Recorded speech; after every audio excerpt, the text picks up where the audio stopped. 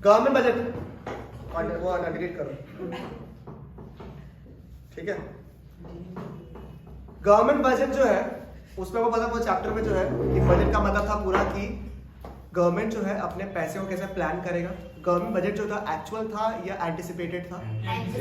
Fiscal year के लिए planning था गवर्नमेंट का कि कहाँ का खर्चा होगा, कहाँ का इनकम होगा। डिफरेंट सोर्सेज जहां से गवर्नमेंट के पास पैसे आ सकते हैं वो रिकॉर्ड किया था, और क्या यूज है गवर्नमेंट बजट का ये हमने देखा था। Tax revenue, non tax revenue, capital receipts, revenue receipts, ये वाला पार्ट एक था जिससे एमसीक्यूज बन रहा था आपका कि कौन से रिसिप्ट्स जो है वो कैपिटल नेचर के हैं और कौन से जो है वो रेवेन्यू नेचर के हैं। जो पार्ट इससे रेलेवेंट है, रेलेवेंट तो ये बोलूंगा पूरा चैप्टर रेलेवेंट है बिकॉज 6 मार्क का टॉपिक है और कोई भी डिलीशन नहीं है इस टॉपिक में से, तो सारा ही रेलेवेंट है। बट ये वाला पार्ट ज्यादा ट्रिकी है इसलिए हम लोग रिकॉर्ड कर लेते हैं इसको। गवर्नमेंट बजट में 3 डेफिसिट्स हैं। डेफिसिट का मतलब क्या है? जहां आपका खर्चा इनकम से ज्यादा होगा तब क्या बोलेंगे हम लोग? डेफिसिट, ठीक है। 3 टाइप के डेफिसिट है जो गवर्नमेंट कैलकुलेट करना पड़ता है गवर्नमेंट बजट की तरफ। क्यों करते हैं? लॉजिक है उसके पीछे, क्योंकि ये तीनों डेफिसिट आप जब निकाल लोगे ना कहीं आपको समझ में आ जाएगी गवर्नमेंट का एक्चुअल परफॉर्मेंस कैसा है, गवर्नमेंट का अच्छा प्लानिंग है या नहीं, ठीक है। Number 1 was what? Revenue deficit, ठीक है। सबसे पहला क्या है आपका? Revenue deficit. रेवेन्यू डेफिसिट ऐसा वर्ड सजेस्ट, ठीक है।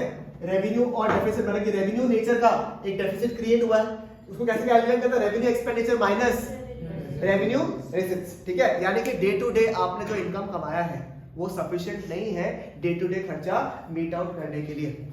समझ पाया आपको? यानी कि government is not able to make और meet its day to day expenditure. Revenue deficit सबसे नेगेटिव चीज है ना, कि गवर्नमेंट इतना भी नहीं कमा पा रहा है कि जो डे टू डे खर्चा है उसको कवर अप कर सके।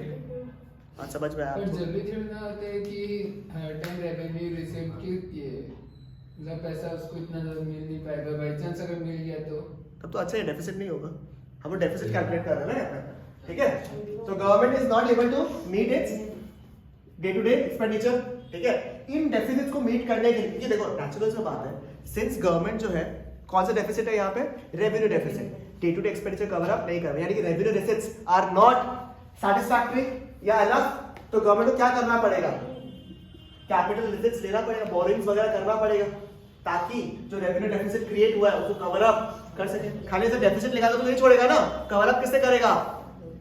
ठीक है, कैपिटल रिसिप्ट्स। अच्छा, और कुछ छोटे छोटे पॉइंट्स दिए हुए बुक में, वो आप रीड कर लेना। जो मेजर पॉइंट्स हैं वो मैं यहाँ पे डिस्कस आपसे कर लेता हूँ। रेवेन्यू डेफिसिट कब क्रिएट हो रहा है?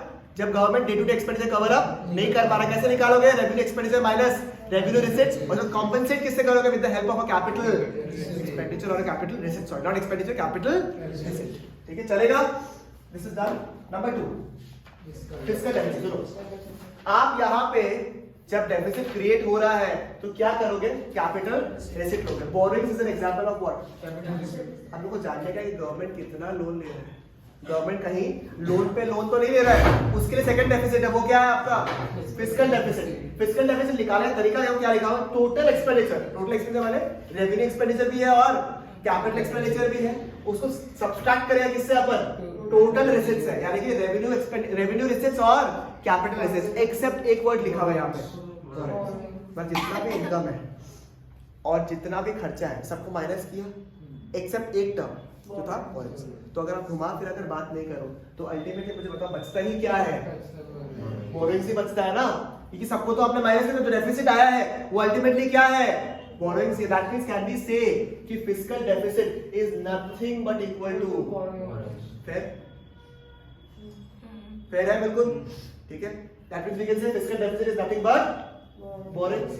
और फिस्कल डेफिसिट के जो अदर नाम है क्या हो जाएगा आपका? बोरिंग। देखिए आपके क्वेश्चन में अगर बोरिंग्स वर्ड लिखा हुआ है तो उसका मतलब क्या हो गया? Fiscal deficit. अब फिस्कल डेफिसिट के सोर्सेस मतलब कि इसको क्या कौन से चीजें इस डेफिसिट को कवर अप करते हैं, वो क्या क्या है? तो बोरिंग्स हमने पढ़ा ही।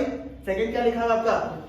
Deficit financing. इसका मतलब क्या है कि कभी जब मार्केट में पैसा कमी होता है तो गवर्नमेंट क्या बोलता है रिजर्व बैंक को कि और करेंसी इशू करो ताकि जो डेफिसिट है उसको अपन कवर अप कर सके। इस प्रोसेस को क्या बोलता है? Deficit financing. तो फिस्कल डेफिसिट का सोर्सेस क्या है? या तो बोरिंग्स या तो डेफिसिट फाइनेंसिंग।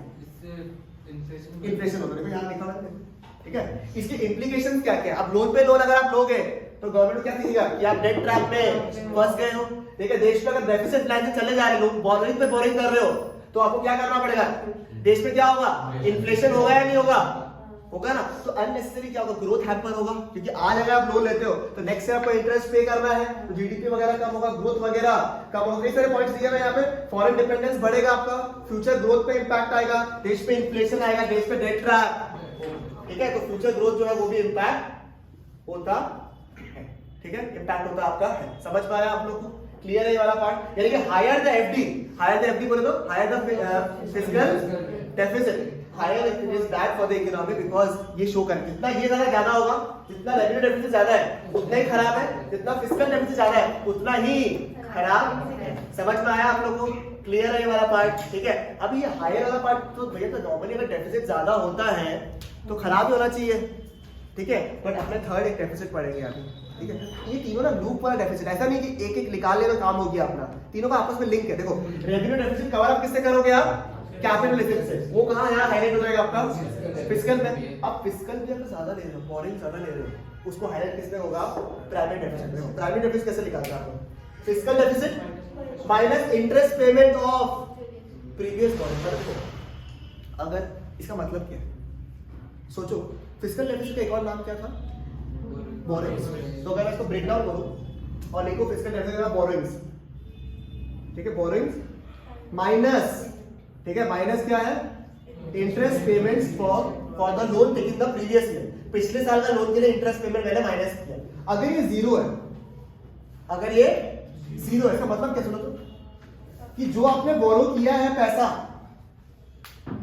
वो पूरा लोन लिया क्यों आपने, इंटरेस्ट पेमेंट करने के लिए। अगर 1000 रुपए का लोन लिया है और 1000 रुपए का इंटरेस्ट पेमेंट आपको करना है, तो पूरा का पूरा अपने लोन जो 1000 रुपए का लिया वो लिया क्यों है, ताकि पिछले साल जो लोन लिया था ना उसमें जो इंटरेस्ट का लायबिलिटी इस साल हुआ उसको कवर अप करने के लिए। क्या कि प्राइमरी डेफिसिट जितना कम होगा उतना मार्केट के लिए खराब है, क्योंकि गवर्नमेंट का क्या इंटेंशन दिख रहा है आपको, कि अगला लोन ही ले क्यों ले रहा है, कि भैया लोन वो जो आपका प्रिंसिपल अमाउंट था वो तो छोड़ दो, लोन ले क्यों रहा है, खाली इंटरेस्ट पेमेंट करने के लिए। यानी कि देखो, higher the RD bad, higher the FD bad, but lower the PD यानी कि primary deficit, it is bad for the economy, because आप लोन ले क्यों रहा है, आप लोन ही लिया है किसके लिए, टू पे व्हाट, टू पे द इंटरेस्ट। बात समझ में, देखो if the EPD is low, it means the entire loan for the interest is taken, जितना लो हो उतना ये क्या है, मार्केट के लिए खराब है। बात समझ में आया आपको, तो ये आपका एनालिटिकल होगा, उसमें मुझे लगता है इस बार का एग्जाम के हिसाब से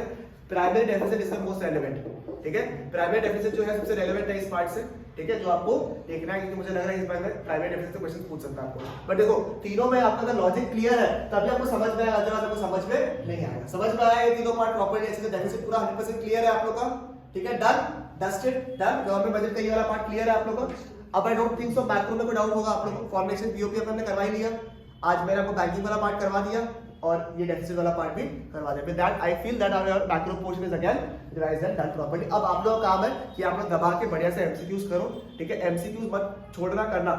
देखो क्या होता है, कॉन्सेप्ट क्लियर है और एमसीक्यूज नहीं किया, अल्टीमेटली पूरा मेहनत है। आप चाहे चैप्टर को कितना से पढ़ लो चलेगा, पर जब तक एमसीक्यूज नहीं करता तब तक आपका दिमाग ही नहीं खुलेगा कि अच्छा ऐसा क्वेश्चन भी पूछ सकता है आपको। इसलिए जिसने भी एमसीक्यूज अब तक सफिशिएंट नहीं किया है, प्लीज रोज का आदत डालो, एमसीक्यूज करना है तो करना है, क्योंकि एक टाइम के बाद आपको इंग्लिश वगैरह भी पढ़ना पड़ेगा, बाकी सब्जेक्ट भी मैनेज करना है आप लोगों को। इसलिए बेटर है कि एक टाइम निकाल लो आप लोग और अपना एमसीक्यूज बैठ के सॉल्व करो if your concepts are clear. अगर कॉन्सेप्ट्स क्लियर नहीं है आपका, तब चैप्टर को रेफर बैक करो, पढ़ो एक बार के लिए, ठीक है, बट पहले इंपॉर्टेंट क्या है आपको करना जरूरी है वो चीज को, ठीक है। चलेगा ये वाला पार्ट, डन।